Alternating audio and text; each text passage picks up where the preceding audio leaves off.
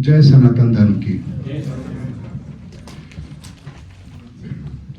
आज आपके सामने शुरुआत के अंदर ही मैं बैठ जाता हूं, बैठ के बात कर लेते हैं। शुरुआत के अंदर ही एक ऐसी बात आप लोगों के सामने रख रहा हूं जिसके संदर्भ में आप लोगों ने कभी ना तो विचार किया होगा और विचार करते भी कैसे, क्योंकि ये विचार आने के लिए भी जिस प्रोसेस की जरूरत है उस प्रोसेस को समझना बहुत जरूरी है।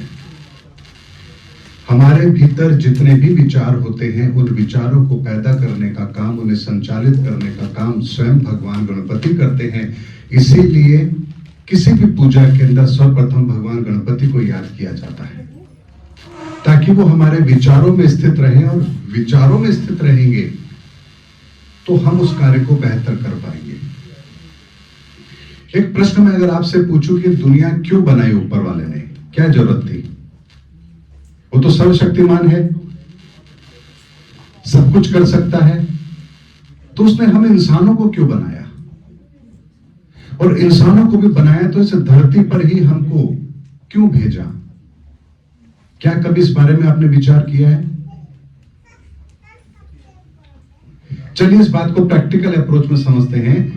अगर मान लीजिए आपको कोई नई चीज का इन्वेंशन करना है तो आपके पास एक लैब होती है, उस लैब में कुछ एक्सपेरिमेंट करते हैं, उसके रिजल्ट्स आते हैं, उन रिजल्ट्स को आप एनालिसिस करते हैं और एक परफेक्ट रिजल्ट आने पर आप उस थ्योरी को अप्लाई करते हैं भविष्य के अंदर जहां भी उसकी जरूरत है।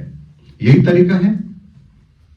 इसी तरीके से इस ऊपर वाले ने, ईश्वर ने, परमात्मा ने ये धरती बनाई है और इस धरती पर इस ब्रह्मांड के अलग अलग स्रोतों से ऊर्जाओं को लेकर के वो हमको मनुष्य बनाकर इस धरती पर भेजता है, एक पर्टिकुलर गुण देकर भेजता है। तो एक तरीके से आप ऐसे समझ सकते हैं कि हम उस ऊपर वाले के लिए एक एक्सपेरिमेंट है। वो हमें विशेष ऊर्जाओं के साथ भेजता है और उस ऊर्जाओं के साथ हम पूरे जीवन के अंदर जो कार्य करते हैं वो परिणाम होते हैं, और उन परिणामों को वो एनालिसिस करता है, और एनालिसिस करने के बाद में वो ये देखता है कि हाँ, कौन व्यक्ति कैसा कर रहा है, यानी कि इस चीज के साथ किस व्यक्ति ने कैसा किया, उसका परिणाम क्या रहा, उसको वो नोट करता है। जैसे मान लीजिए हम जब सुबह आ रहे थे तो एक बात हो रही थी विनेश भाई से, जो यूएसए से आए इस प्रोग्राम के लिए, हमारी बात हो रही थी। मैंने कहा एक बात बताइए, क्या आप जैसे व्यक्ति इस दुनिया में और नहीं होंगे? सेम कैटेगरी या मतलब परिस्थितियों के अंदर पति पत्नी और एक बेटा, बहुत सारे होंगे पति पत्नी और बेटा, ये कॉम्बिनेशन कोई बड़ा कॉम्बिनेशन तो नहीं है, लेकिन कुछ परिस्थिति के कारण से कुछ समय पहले उनके इकलौते पुत्र का निधन हो गया, कोई मेडिकल इश्यू के कारण से। क्या यह परिस्थिति उनके साथ ही हुई है?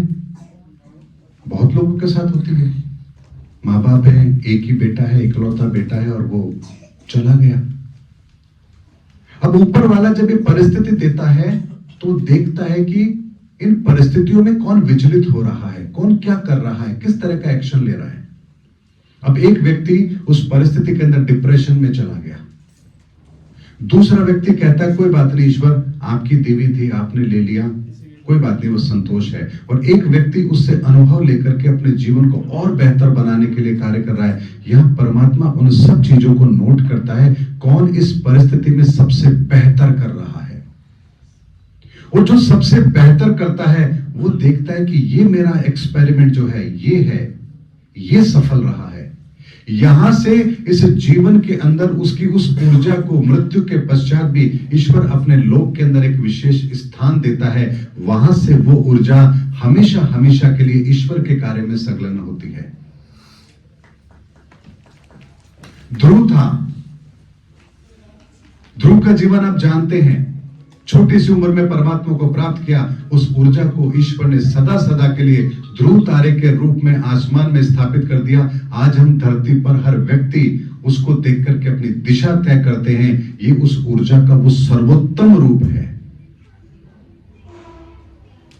इसीलिए ईश्वर इस धरा पर हमें भेजता है कुछ योग्यता के साथ, एक एक्सपेरिमेंट करता है कि कौन कितना बेहतर कर रहा है।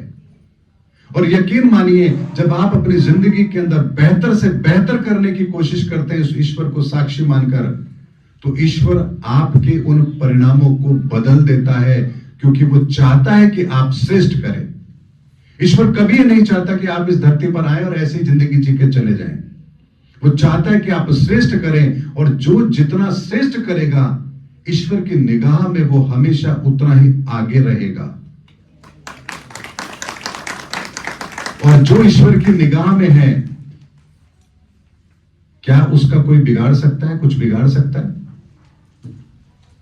इसी तरह से इस धरती पर उस परमात्मा ने हमें एक विशेष ऊर्जा देकर भेजा है, और इस विशेष ऊर्जा के साथ हम बहुत कुछ करते भी हैं। अब उसका कंट्रोल करने का तरीका भी समझिए, मैकेनिज्म भी समझिए। मान लीजिए किसी को सांप ने काट लिया, उसके शरीर में विष फैल गया, डॉक्टर के पास जाता है, डॉक्टर क्या करते हैं? विष निकालते हैं? नहीं, एंटीडोज देते हैं जो उस विष का काट हो।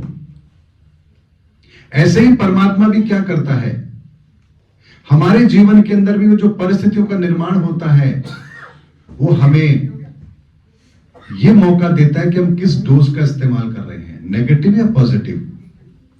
अगर पॉजिटिव डोज का इस्तेमाल कर रहे हैं तो यकीन मानिए कि आपकी जिंदगी की जो घटनाएं हैं उनका आपको पॉजिटिव आंसर जरूर मिलेगा।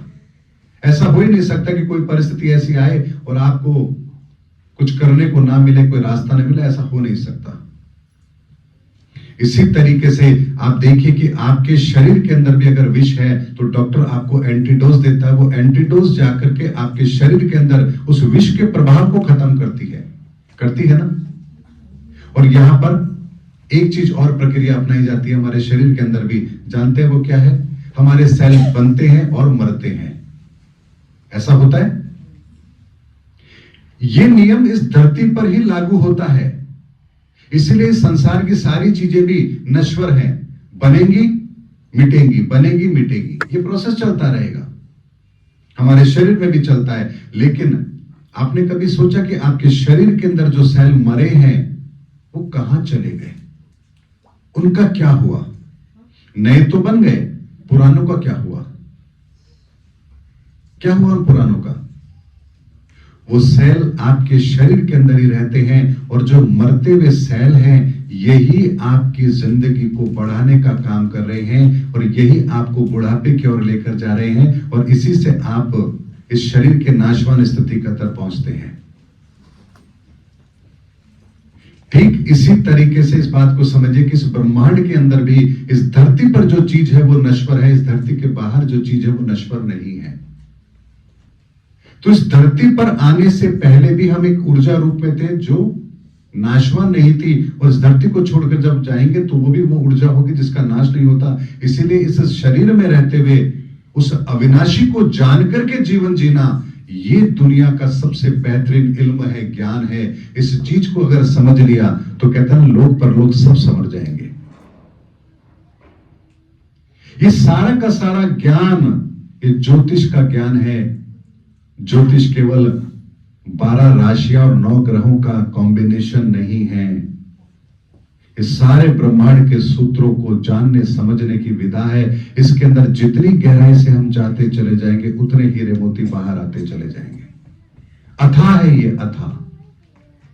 इसी तरह की चर्चाएं हम आज करेंगे, और सनातन ज्योतिष, जिस ज्योतिष को स्वयं भगवान गणपति ने इस धरा के लिए दिया, उस ज्योतिष का वास्तविक स्वरूप भी हम जरूर देखेंगे।